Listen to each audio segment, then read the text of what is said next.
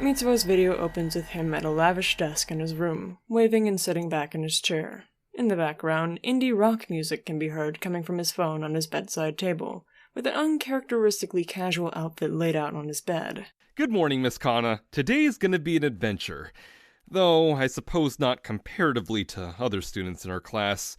I've been studying all the ins and outs of political science and law since, well, as long as I could tell what it is, I suppose. He closes his laptop and pulls his phone from the bedside table. But that isn't what today is about. At least not until tonight, when I meet with a few of my father's coworkers about the art of networking. But until then... He lifts from the chair, shrugging off his robe to reveal his pajamas, and turning to the camera as he holds up 2 t-shirts. Which is more fitting? Of course, I'm asking you quite some time in the future, so you didn't really help in my outfit selection, but, you know, wish you were able to, I guess. He gives a sheepish laugh and puts them down, turning off the camera. When it picks back up, Mitsuo is covered from head to toe. He gives a playful wave, closing out his phone and shoving it into his pocket. The most important thing with what I do, Miss Kanna, is the element of invisibility. With a family like mine and a political influence like the Tatsuyas, we have to make sure our faces can't be seen, if just for the moment. We're as careful as can be. When I get into office, though, then we won't have to hide. I'll walk side by side with them and... Sorry, this is probably rambling. He laughs once more and picks up the camera. And it isn't that I don't trust you, but it's just a policy of honor. Unfortunately, I cannot bring you with me to the march. I'll have to talk about it after the fact, but you always say we have to live in the moment for our talents. Well, here's my moment, the one where I kept my original talent before I asked for the change. He briefly turns to look at himself in the mirror and lets out a happy sigh of relief. Time to fight for the future I want.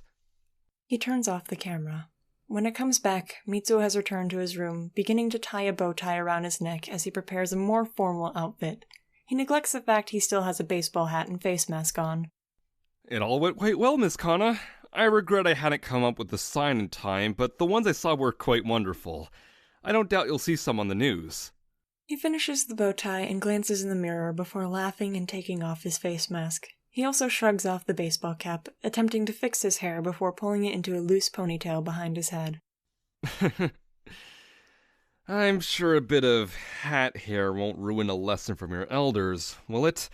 Besides, first impressions based on physical appearance aren't always justified. Anyone could turn out to be anyone.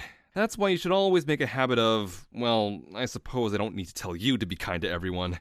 You were kind to absolutely everyone and everything, even before you became a teacher from what Mother tells me. Even Gizmo. It still leaves me in awe that Hope's Peak allows you to keep an animal as a teaching assistant, let alone a monkey.